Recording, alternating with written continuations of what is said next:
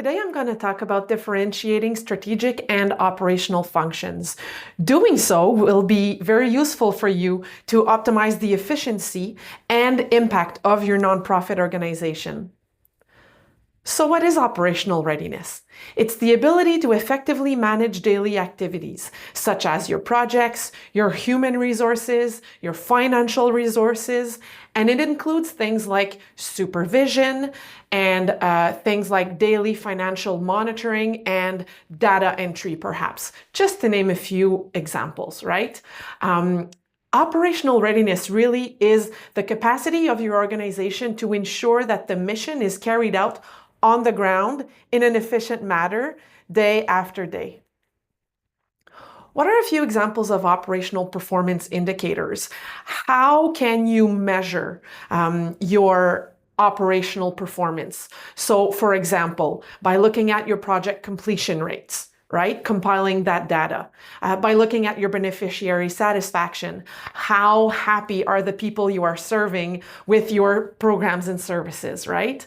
Another way to measure operational performance is through volunteer and employee retention rates, just to give a few examples.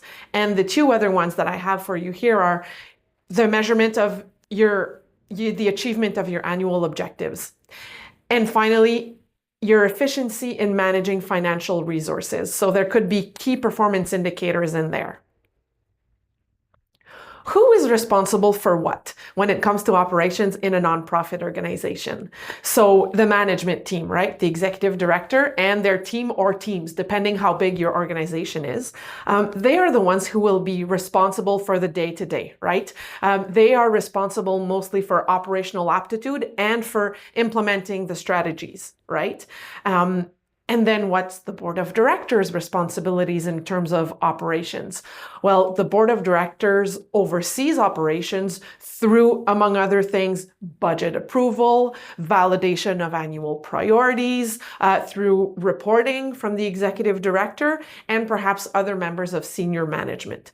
So management, the executive director and their teams, mostly responsible for operational aptitude, right? For delivering programs and services in an efficient manner. If you want to consider it in this more general terms, it's realizing the organization's mission every day on the ground, right? While the board of directors, in its oversight role, is mostly responsible for overseeing operations, right? Through, for example, approving annual budgets, approving revisions, and validating annual priorities, and of course, just general oversight of operations. So what is strategic aptitude then? Well, it's the ability of an organization to think about the future and to anticipate challenges, right? It's the organization's ability, to set long-term goals and the directions required to achieve set goals. Long-term goals, right? So when you think about strategic aptitude, we're less into the day-to-day grind, into the weeds and the operational side of things. We're really thinking long-term, right? What is the organization's vision longer term? What are a few strategic performance indicators? Well, for example, you could measure the achievement of your strategic plan, right? Another performance indicator to measure your impact of your strategy is the growth or diversification of your funding sources, the expansion of your impact, right? Your new programs, your geographical reach, adaptation, your organization's ability to adapt to external changes, and your organization's influence within its sector. Those are all ways that you can measure your strategic performance. Who's responsible for strategy in a nonprofit organization? Well, it's a shared responsibility, or some of those responsibilities are shared. So what does that look like? Well, the board of directors is mostly responsible for defining major orientations, and they're also responsible for monitoring strategic and operational performance through progress in key performance indicators. So the board is there to define the major orientations and they monitor, right? And then what's management's role, right? So the executive director and their teams are responsible for translating the strategies set by the board into concrete actions. Management is also there to suggest adjustments based on real world conditions, right? So let's remember that the operational teams are on the ground every day, day in, day out, and the executive director is managing and overseeing all of this. So they have a really good sense of what's going on the ground. So they might have suggestions to make to the board regarding adjustments to the strategy.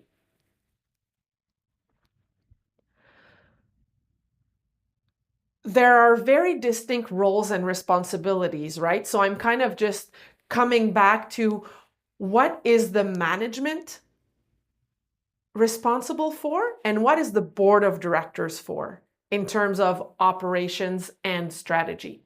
So the management, like we said, is responsible for managing the daily operations, monitoring operational and strategic indicators, and they play an informative role in strategy, right? They have insight on the realities on the ground. So they have the role of informing the board in a strategic setting, if I might use that term.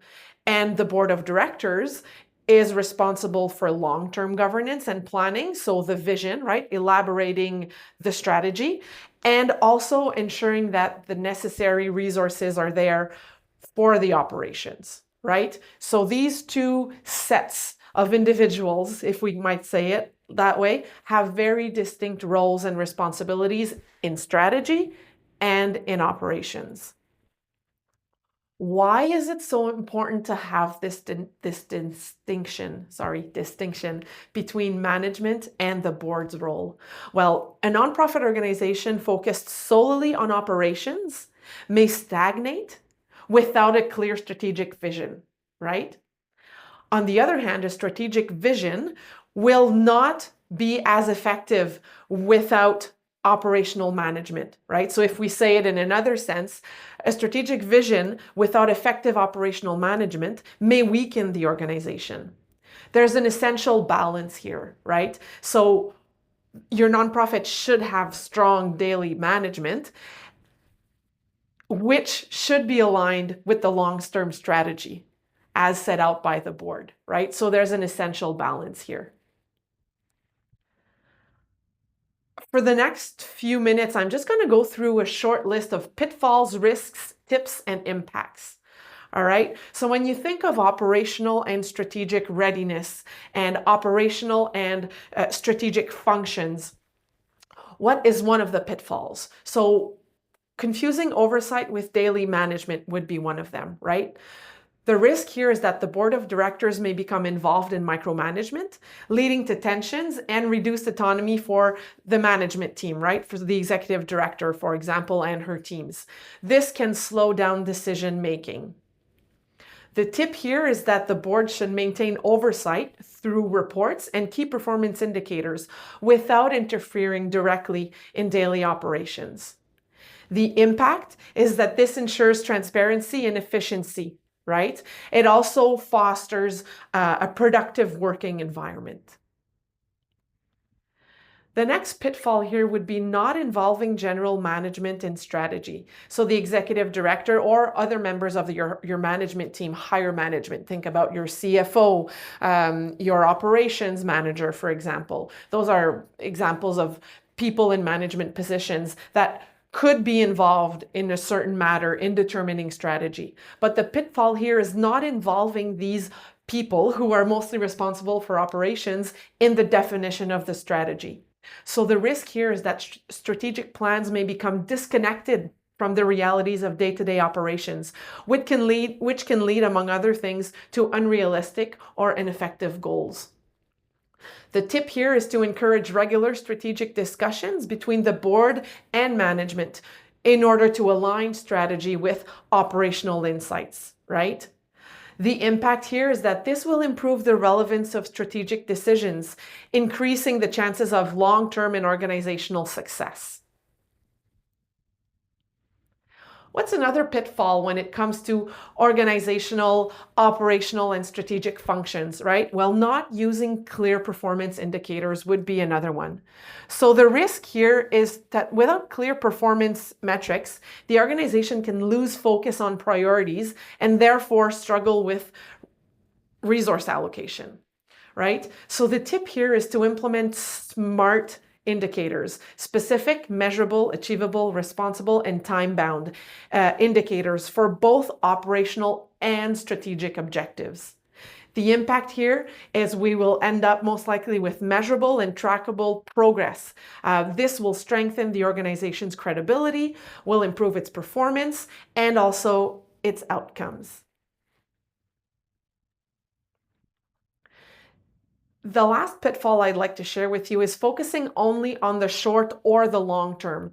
So there is something to be said here about, there's a pitfall about being too focused on the operational, and there's also a pitfall with being too focused on the long-term strategy, right? So if we focus only on the short or the long term, the risk here is concentrating solely on short-term operations or long-term strategy. This creates an imbalance, right? It can result in either stalled growth or neglected day-to-day efficiency. If you focus too much on long-term, the day-to-day might be affected. If you focus too much on the day-to-day, well, then the capacity of seeing the organization grow and continue with its vision might become hindered, right? So the tip here is to balance strategic planning and operational execution through regular meetings and clear follow-up procedures. The impact here is a well-balanced approach that ensures a sustainable organization which is capable of adapting and achieving both immediate and future objectives. If we wrap it all up here, what's important to remember, what's the takeaway, is that these two functions, right, operational and strategic, are as important as the other, right? One is not more important or less important. There is a distinction between both, but they are equally important. And let's not forget that the board and management have also very distinct responsibilities in terms of operational function